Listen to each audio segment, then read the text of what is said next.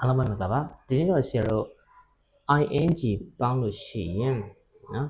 အဓိပ္ပာယ်ပြောင်းသွားနိုင်တဲ့အဓိပ္ပာယ်လွဲသွားနိုင်တဲ့စကားလုံးလေးတစ်လုံးကိုသင်ပေးမယ်အဲ့ဒါကတော့ထူးထူးမဟုတ်ဘူးနော်လူတိုင်းသိပြီးသားဖြစ်တဲ့စကားလုံးလေး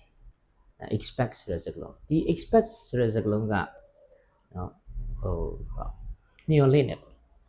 မင်း expectation ပါလေဒါမျိုးမျှော်လင့်နေဆိုတဲ့ I expect ဒါမျိုးသုံးလို့ရတယ်အဲ့တော့ဒါပေမဲ့သူ့ ing ပေါင်းတဲ့အခါမျိုးမှာနော်အထူးသဖြင့်တော့ main ကလေးတွေပေါ့နော် main ကလေးတွေအမြဲအေးငါတို့မျှော်လင့်နေတယ်တခုအကြောင်းအရာတခုပြောလိုက်ရပေါ့နော်ငါနေ့လက်ဆောင်ပေးမယ်တကယ်လားငါတို့မျှော်လင့်နေပါတယ်ပေါ့နော်အဲ့ဒါမျိုး I'm expecting လို့ပြောလိုက်မယ်ဆိုလို့ရှိရင်အဓိပ္ပာယ်ကနှစ်မျိုးဖြစ်သွားနိုင်တယ်နော်တကယ်မျှော်လင့်နေတာမျိုးပြောတာဖြစ်တယ်လို့နောက်အဓိပ္ပာယ်က main ကလေးတွေဆိုလို့ရှိရင် I'm expecting ဆိုရင်ဘာအဓိပ္ပာယ်ရလဲဆိုရင် pregnant ကိုဝင်ရနေပြီကိုဝင်ရှိနေပြီဆိုတဲ့အဓိပ္ပာယ်ဖြစ်ပါတယ်ဒါကြောင့်မလို့အထူးသဖြင့်တော့ main ကလေးတွေက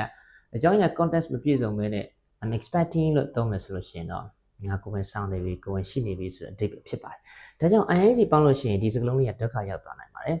တကယ်လို့နောက်ကမြတ်တစ်ခုခုပေါ့နော် I'm expecting for example your call နော်